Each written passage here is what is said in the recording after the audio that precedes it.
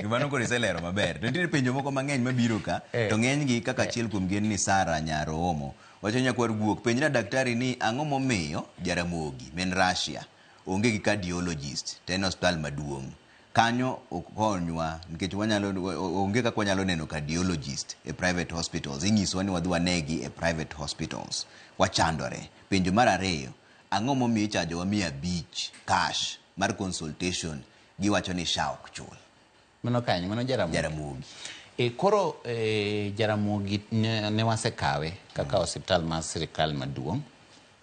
Jaramogi nyocha en hospital mar sirikal mar Kisumu.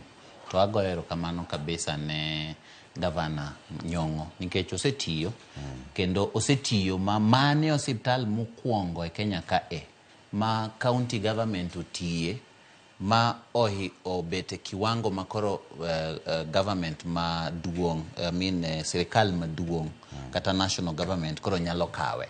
Hospital di mokwongo, hospitende ma watiyogo te magin mag national government ne oger gi kagia piny kagin mag national government. Koro kanyo bende nyaka wago erokamano ne Gavana Nyong'o.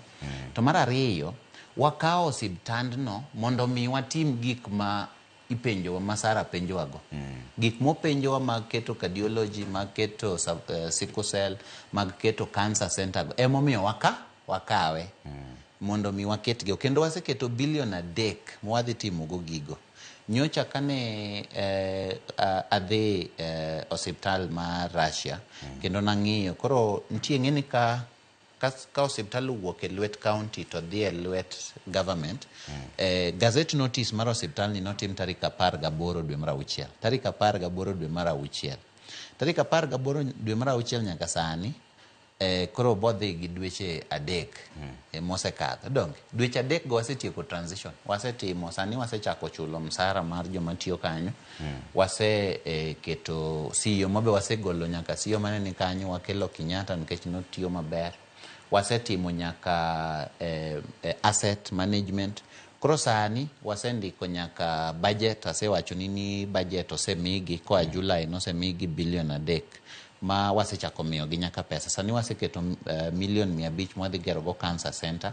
Cardiology nitie program mar sirikal mwaluongo ni National Equipment Service Program. Koro National Equipment Service Program ni nyocha sirikal oneno ni osiptende mang'eny chandre e nyiewo gik moko, gik ma itimogo kaka pimogo adundo, kaka ma ipenjowa ni. Koro sirikal nondikre gi jok ma manufacture equipment mondo mi gibi giketno equipment, to seche ma equipment otiyo kichule. Koro mano wase sign gi Jaramogi. Manyocha waseketo CT scan Jaramogi, waketo CT scan dwe mar 7. CT scan manyien mwaluongo ni 128 slice. Mano is the latest in the whole country. Waseketo Jaramogi. Nyocha waseketo a new set mar mammography. Mammography machine mar pimo thuno. Kaka asewacho ni tuoche mang'eny mag cancer mar thuno. Sani koro wadhi keto gi cardiology bende en signed kanyo. Lakini ot nyocha onge minyakete gigo. Koro gigo tete wadhi keto. Kendo ka ji osewinjo kaka John Mbadi wuoyo, minister marwa ma finance, onge gimowacho ga ma wach mar Jaramogi ni oko kadhe dhoge.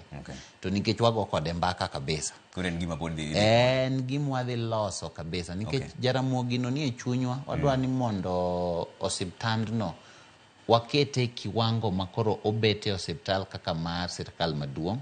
To mar ariyo, wadwa no osiptal no kony thurwa kabisa.